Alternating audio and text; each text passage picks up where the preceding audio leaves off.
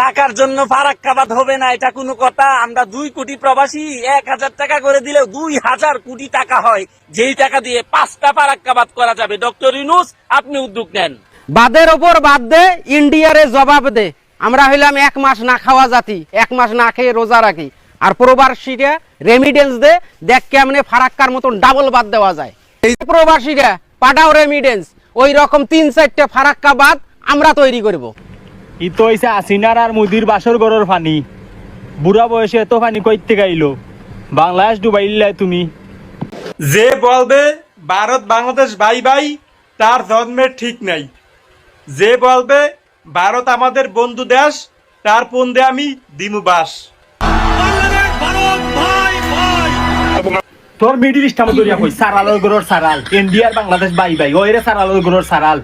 India হইছে তোর মার দা মাই, আর তোর মা হইছে আসিনা। তুই টেকা খাইয়া তো চলে গান হল দিছ, তোর বাপরে এখন জিজ্ঞা হানি চাইরা দেশর মানুষ মারের গরু সুতার বাচ্চাই টেকা পাই যায় দিন ডগরি আব্বাড়া হলা আর পাঁচ তোর বাচ্চাই। আপনি কি জানেন ভারতের ফারাক্কাবাদ নির্মাণে ব্যয় হয়েছিল 157 কোটি রুপি, আর বাংলাদেশের পদ্মা সেতু নির্মাণে ব্যয় হয়েছে 30,000 কোটি টাকারও বেশি। ফারাক্কাবাদের উচ্চতা হচ্ছে 7,300 ফিট, এবং যখন আমাদের বাংলাদেশের কোনো পানির দরকার থাকে না, কোনো প্রয়োজনই পড়ে না, তখন তারা প্রচুর পরিমাণে পানি ছেড়ে দেয়। এবং বাংলাদেশে যখন প্রচুর পরিমাণে পানির দরকার, তখন তারা পানিকে ব্লক করে রিজার্ভ করে রেখে দেয়। আমরা এখন যেটা করতে পারি, আমাদের বর্তমানে যদি প্রবাসী কল্যাণ মন্ত্রণালয়ের রিপোর্ট অনুযায়ী জানা যায় বাংলাদেশের বাইরে 1,55,00,000 শ্রমিক কাজ করে, তাদেরকে যদি আমরা রিকোয়েস্ট করি যে আপনারা 1000 টাকা করে অনুদান দেন, তাহলেও আমাদের 1 কোটি লোকও যদি এখানে পার্টিসিপেট করে, সেক্ষেত্রে আমাদের 1000 কোটি টাকা অনুদান সংগ্রহ করা সম্ভব। আমরা বাংলাদেশের সিটিজেনদের কথা বাদ দিলাম, তাদেরকেও যদি বলি, সেখান থেকেও 4-5 কোটি টাকা চলে আসবে যদি আমরা 500-1000 টাকা করে ডোনেশন চাওয়া শুরু করে দেই। সো বর্তমানে যে ফারাক্কাবাদ আছে, সেটার থেকে যদি আমরা 40 কিলোমিটার দূরে একটি 7,500 ফিটের ফারাক্কাবাদ নির্মাণ করি, নতুন একটি ফারাক্কাবাদ, এবং ভারত যদি আমাদেরকে পানি ছেড়েও দেয়, এখানে 40 কিলোমিটারের মধ্যে সেই পানি থেকে যাবে, এবং এর পরেও যদি পানি ছাড়ে, মানে 7,300 ফিটের উপর। প্রথমেই স্যালুট জানাতে চাই আমাদের প্রবাসী ভাইদের, যারা রেমিটেন্স যোদ্ধা আছেন তাদের জন্য। তো আসলে আমাদের প্রবাসী ভাইরা এবার ভারতের বিপক্ষে, যে ফারাক্কাবাদের বিপক্ষে বাংলাদেশের বাঁধ তৈরি করার জন্য টাকা পাঠাতে চাইলেন আমাদের প্রবাসী ভাইরা। তো তারা কি বলছেন সেই ভিডিওটি আমি এখনই আপনাদেরকে দেখাবো। তো তার আগে বলে নিই, আপনারা দেখতেছেন Bangla news BD TV. Channel নতুন হয়ে থাকলে চ্যানেলটিকে সাবস্ক্রাইব করে পাশে থেকে বেল আইকন বাজিয়ে দিবেন। আর যারা অলরেডি সাবস্ক্রাইব করেছেন তাদেরকেও অসংখ্য অসংখ্য ধন্যবাদ। আর আপনার মূল্যবান মতামত কমেন্ট বক্সে কমেন্ট করে জানাবেন। তো ভারতকে এবার উচিত জবাব দেওয়ার জন্য আমাদের প্রবাসী ভাইরা যারা আছেন তারা কি বললেন, চলেন সেই ভিডিওগুলো দেখে আসি। 2 কোটি প্রবাসীরা প্রস্তুত, ফারাক্কাবাদের চেয়ে বড় ফারাক্কাবাদ তৈরি করবো ইনশাআল্লাহ। ডক্টর ইউনূস স্যার, আপনি শুধু উদ্যোগ নেন, আমরা প্রবাসীরা প্রস্তুত। এই প্রবাসীরা পাঠাও রেমিডেন্স, ওই রকম 3-4টা ফারাক্কাবাদ আমরা তৈরি করব।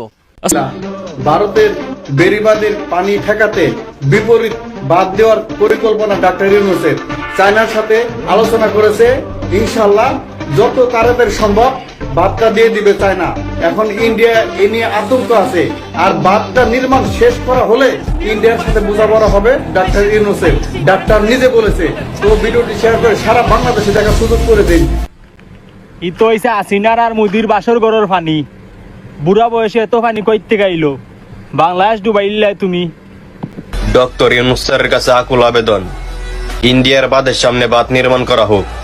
যত টাকা লাগে আমরা প্রবাসীরা দিব, তারপরে আমরা বাঁধের সামনে বাঁধ চাই। সোনার বাংলা বাঁচাতে চাই, প্রয়োজনে জীবন দিয়ে দিব, তারপরও ইন্ডিয়ার কাছে মাথা নত করবো না। কথা একটাই, টাকার জন্য ফারাক্কাবাদ হবে না, এটা কোনো কথা? আমরা 2 কোটি প্রবাসী 1000 টাকা করে দিলেও 2000 কোটি টাকা হয়, যেই টাকা দিয়ে 5টা ফারাক্কাবাদ করা যাবে। ডক্টর ইউনূস, আপনি উদ্যোগ নেন। বাদের ওপর বাদ দে, ইন্ডিয়ারে জবাব দে। আমরা হইলাম 1 মাস না খাওয়া জাতি, 1 মাস না খেয়ে রোজা রাখি।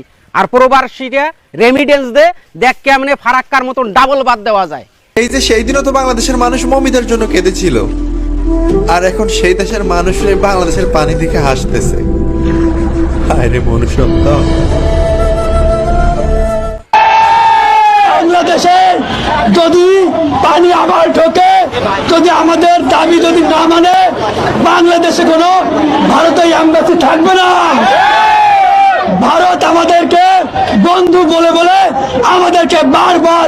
বিপদের মুখে ফেলে দিচ্ছে। বাংলাদেশের বন্যা পরিস্থিতি দেখে যেসব ইন্ডিয়ানরা অনেক খুশি হইতাছ, জাস্ট খালি একটু অপেক্ষা কর, তোদের জন্য এত পরিমাণ কান্না আসতেছে। ভাইরে, বন্যার ভয় দেখে কোনো লাভ নাই, ঠিক আছে? এখন আমরা হচ্ছে প্রতিবাদী, ঠিক আছে? এক প্রবাসী ভাই, ঠিক আছে, তার স্ত্রীর জন্য বলছিল যে হেলিকপ্টার দিয়ে আমার স্ত্রীকে বাঁচান, ঠিক আছে? এক প্রবাসী ভাইয়ের হাহাকার কান্না, আহারে। এটা আবার কেমন বন্ধুত্বের সম্পর্ক? এক বন্ধু আরেক বন্ধুরে পানিতে ডুবাই মারে। এমন বন্ধু থাকার চাইতে না থাকাই ভালো। এখন শুধু আমরা একটাই আওয়াজ তুলি, বাদের বিপরীতে বাদ, আর কোনো কথা নাই। বাদের বিপরীতে বাদ, এটাই আমাদের আওয়াজ। আপনি কি জানেন ভারতের ফারাক্কাবাদ নির্মাণে ব্যয় হয়েছিল 157 কোটি রুপি, আর বাংলাদেশের পদ্মা সেতু নির্মাণে ব্যয় হয়েছে 30,000 কোটি টাকারও বেশি। ফারাক্কাবাদের উচ্চতা হচ্ছে 7,300 ফিট, এবং যখন আমাদের বাংলাদেশের কোনো পানির দরকার থাকে না, কোনো প্রয়োজনই পড়ে না, তখন তারা প্রচুর পরিমাণে পানি ছেড়ে দেয়, এবং বাংলাদেশে যখন প্রচুর পরিমাণে পানির দরকার তখন তারা পানিকে ব্লক করে রিজার্ভ করে রেখে দেয়। আমরা এখন যেটা করতে পারি, আমাদের বর্তমানে যদি প্রবাসী কল্যাণ মন্ত্রণালয়ের রিপোর্ট অনুযায়ী জানা যায় বাংলাদেশের বাইরে 1,55,00,000 শ্রমিক কাজ করে, তাদেরকে যদি আমরা রিকোয়েস্ট করি যে আপনারা 1,000 টাকা করে অনুদান দেন, তাহলে আমাদের 1 কোটি লোকও যদি এখানে পার্টিসিপেট করে, সেক্ষেত্রে আমাদের 1,000 কোটি টাকা অনুদান সংগ্রহ করা সম্ভব। আমরা বাংলাদেশের সিটিজেনদের কথা বাদ দিলাম, তাদেরকেও যদি বলি সেখান থেকেও 4-5 কোটি টাকা চলে আসবে যদি আমরা 500-1,000 টাকা করে ডোনেশন চাওয়া শুরু করে দিই। সো বর্তমানে যে ফারাক্কাবাদ আছে সেটার থেকে যদি আমরা 40 কিলোমিটার দূরে একটি 7,500 ফিটের ফারাক্কাবাদ নির্মাণ করি, নতুন একটি ফারাক্কাবাদ, এবং ভারত যদি আমাদেরকে পানি ছেড়েও দেয়, এখানে 40 কিলোমিটারের মধ্যে সেই পানি থেকে যাবে, এবং এর পরেও যদি পানি ছাড়ে, মানে 7,300 ফিটের উপরেও যদি তারা পানি ছাড়ে, সেই ক্ষেত্রে আমাদের হাইট হবে বাঁধের 7,500 ফিট, এবং অতিরিক্ত পানি চলে যাবে আবার ভারতেই। সো আমাদের যখন প্রয়োজন পড়বে সেই পানি আমরা আমাদের কাজেও ব্যবহার করতে পারছি। তো যারা ইঞ্জিনিয়ারিং সেক্টরে আছেন তাদেরকে আমি রিকোয়েস্ট করবো এই ব্যাপারটা নিয়ে একটু আওয়াজ উঠান। মোদিকে কি বলবো, সে আমাদের দুলো ভাই হয়। আমি তো এখন এটাই বলি, সে তার ওয়াইফকে বাপের বাড়ি থেকে ভাগিয়ে দিয়েছে দেখে সে এখন খুব রুষ্ট, যার কারণে সে শ্বশুর বাড়িকে প্লাবিত করে দিচ্ছে। রসই ঘরে কে, আমি তো কলা খাইনি। যে বলবে ভারত বাংলাদেশ ভাই ভাই, তার জন্মের ঠিক নাই। যে বলবে ভারত আমাদের বন্ধু দেশ, তার পন্দে আমি দিমু বাস। তোর মিডিল ইস্ট আমার দরিয়া কই সারালোর গরর সারাল, ইন্ডিয়ার বাংলাদেশ বাই বাই, ওইরে সারালোর গরর সারাল। ইন্ডিয়া হইছে তোর মারদা মাই, আর তোর মা হইছে আসিনা। তুই টেকা খাইয়া তো চলে গান হল দিছ, তোর বাপরে এখন জিজ্ঞা হানি চাইরা দেশর মানুষ মারের গরু সুদার বাচ্চা আইন টেকা পাই দেয় দিন ওগুলোই আব্বাড়া হওয়ালা আর পাইছ তোর বাচ্চা আইন। সংখ্যালঘুদের বাড়িঘর আর মন্দির পুড়লে, ভাঙচুর করলে গর্জে ওঠেন, আওয়াজ তোলেন, আন্দোলন করেন। এখন তো আপনাদের বাড়িঘর আর মন্দির ডুবে যাচ্ছে, এখন আপনারা চুপ আছেন কেন? কই সমাজের সেই সুশীল মানুষগুলোকে তো আর দেখা যাচ্ছে না। এই ধরনের পোস্ট আমি ফেসবুকে অনেকেরই দেখছি। তো যারা এই ধরনের পোস্ট করছেন তাদেরকেই আমি বলি, ভাই আমাদের বাড়িঘর তো, আমাদের সংখ্যালঘুদের বাড়িঘর মন্দির তো ভেঙে চুরে শেষ হয়ে গেছে। হ্যাঁ, এখন মন্দির ডুবছে বলে তো মসজিদ যে ডুবছে না এমনটা তো নয়। মন্দিরগুলোর থেকে তো মসজিদগুলোই বেশি ডুবছে, কারণ মসজিদের সংখ্যাই বেশি। তা আপনারা এখন চুপ আছেন কেন? আসুন আপনারাও গর্জে উঠুন, আপনাদের পাশে আমাদেরকে পাচ্ছেন কিনা দেখেন, আমরাও আপনাদের সাথে আছি। ভারতের মতো বন্ধু রাষ্ট্র থাকার চাইতে পাকিস্তানের মতো শত্রু থাকা অনেক ভালো, এটা আমার ব্যক্তিগত মতামত। আপনারা আপনাদের মতামত কমেন্ট বক্সে জানান। ভারতের ফারাক্কাবাদ তৈরি হয়েছিল 157 কোটি রুপি দিয়ে, আর আমাদের বাংলাদেশের 1,25,00,000 প্রবাসীরা যদি 1,000 টাকা করেও দেন, তাহলে 1250 কোটি টাকায় দ্বিতীয় ফারাক্কাবাদ তৈরি করা সম্ভব। তো আমরা ফারাক্কাবাদের চেয়েও 3 গুণ বড় একটা বাঁধ নির্মাণ করব, আর ইন্ডিয়াকে দেখিয়ে দিব যে বাঙালি কি।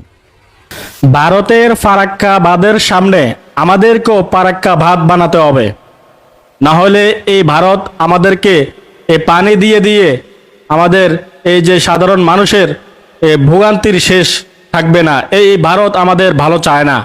আল্লাহ রক্ষা করো, ক্ষমা করো, তুমি সারা কেউ নাই।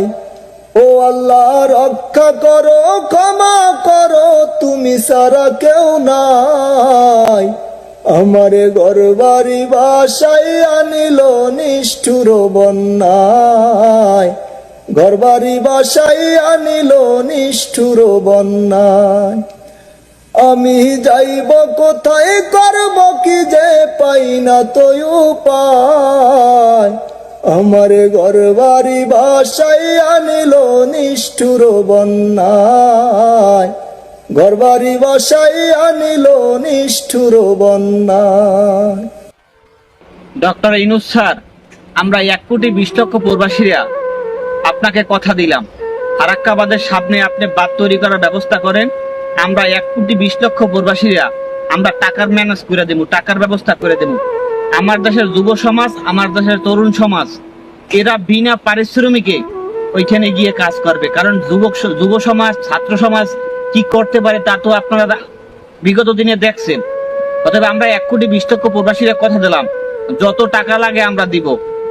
আপনি সঠিক একটা ব্যবস্থা নেন এবং আমার তরুণ সমাজ ভাইরা বিনা পারিশ্রমিকে ফারাক্কাবাদের সামনে যে বার্তা হবে সেইখানে গিয়ে কাজ করবে। আমরা কথা দিলাম প্রবাসীরা। ডক্টর ইউনূস স্যার, আপনার কাছে আমরা একটা আবেদন, আপনার দেশের বাঁধ নির্মাণ করার উদ্যোগ নেন, আর এই প্রবাসীরা আপনার পাশে সবসময় থাকবে। তো এই হলো আমাদের বাংলাদেশি প্রবাসী ভাইরা। তো তারা তো অলরেডি বলে দিয়েছে, আসলে 2-4 জন সংখ্যালঘুদের ঘর বাড়ি এবং মসজিদ মন্দির ভাঙ্গা হলে